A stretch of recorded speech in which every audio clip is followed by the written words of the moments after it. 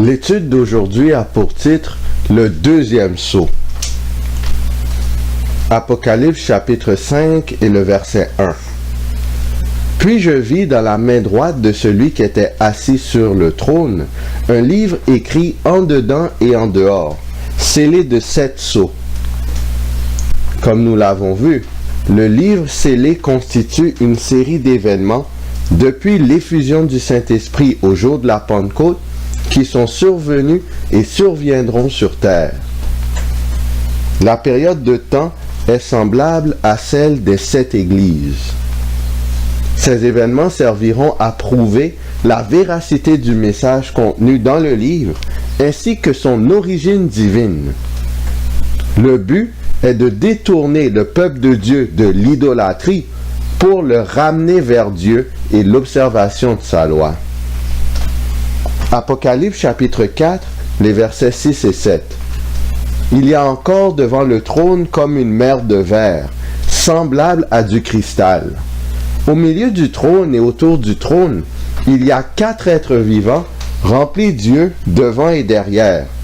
Le premier être vivant est semblable à un lion, le second être vivant est semblable à un veau, le troisième être vivant a la face d'un homme, et le quatrième être vivant est semblable à un aigle qui vole. Il y a des êtres vivants ayant des aspects différents autour du trône de Dieu. L'aspect de chaque être vivant aura un lien symbolique avec ce qui se passe lors de l'ouverture du sceau correspondant.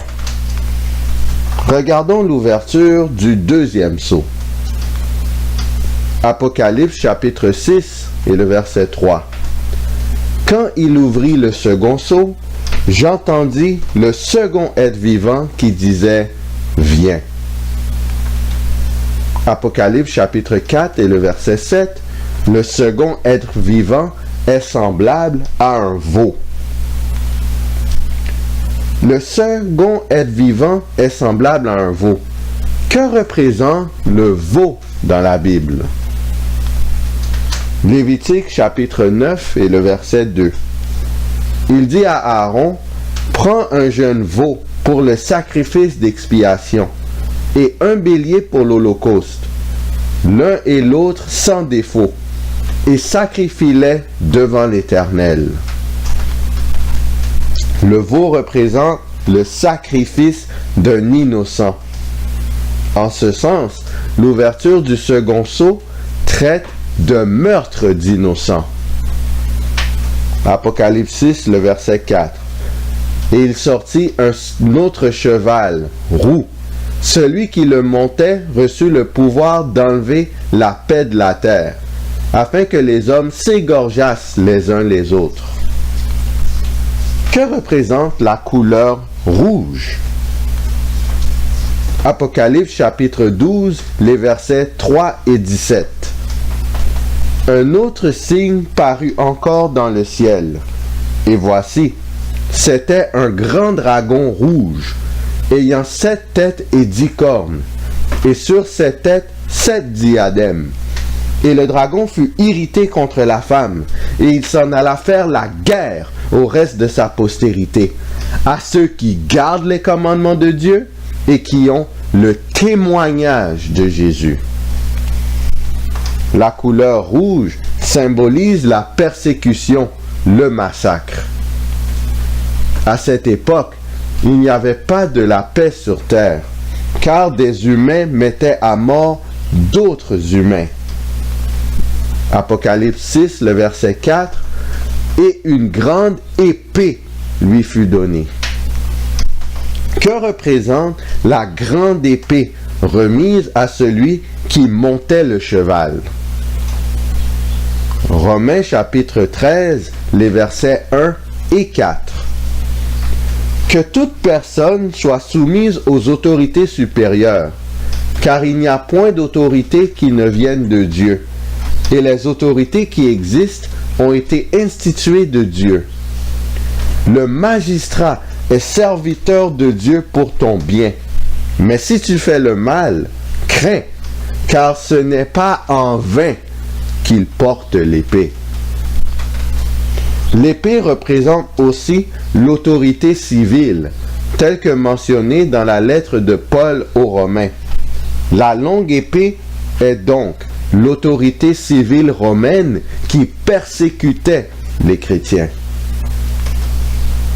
Les violentes persécutions dont l'Église souffrit aux mains des Césars de l'an 100 à l'an 313 sont bien caractérisées par un cavalier portant une longue épée et qui a le pouvoir de retirer la paix sur la terre.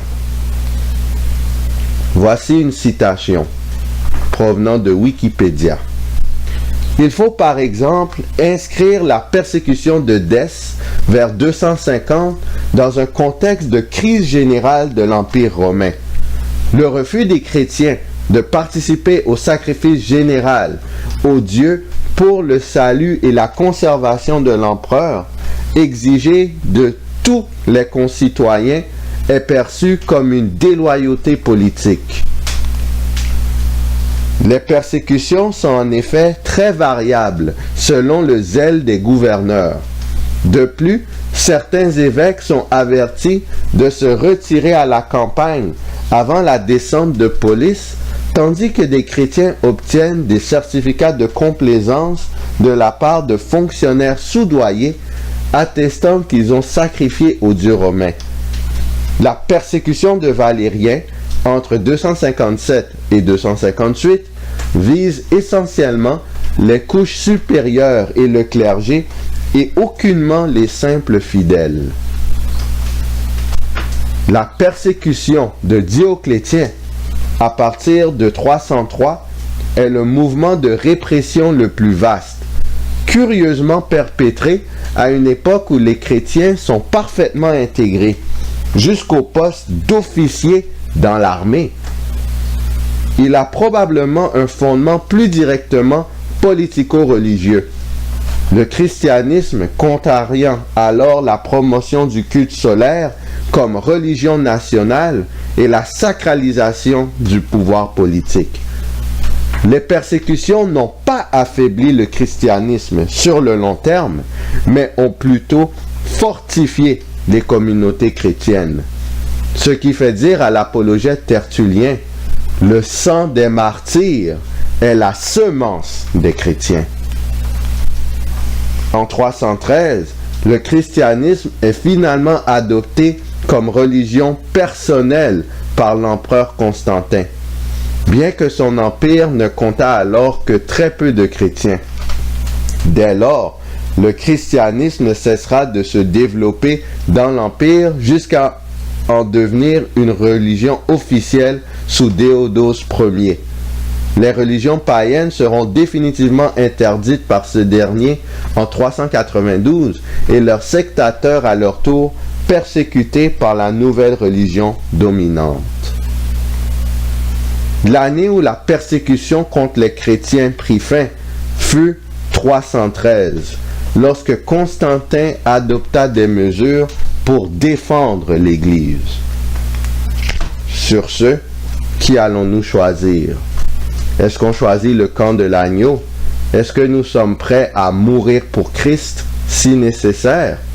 Ou est-ce qu'on va aller du camp adverse, le camp de l'ennemi, le camp du serpent, et on va se mettre à persécuter le peuple de Dieu? Choisissons de suivre l'agneau partout où il va.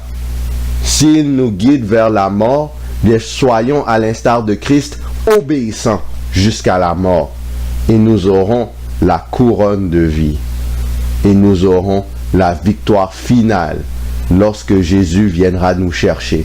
Si nous sommes morts, nous serons ressuscités, car Jésus-Christ, notre Seigneur et notre Dieu, a vaincu la mort. Que le Seigneur nous garde.